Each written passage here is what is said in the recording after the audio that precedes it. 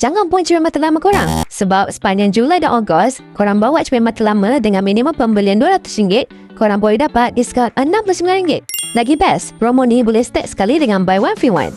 Sempena sambutan Hari Kebangsaan Malaysia ke-69, hanya bawa cermin mata lama ke mana-mana cawangan Spectacle X dengan minimum spend RM200, korang terus layak menikmati RM69 off.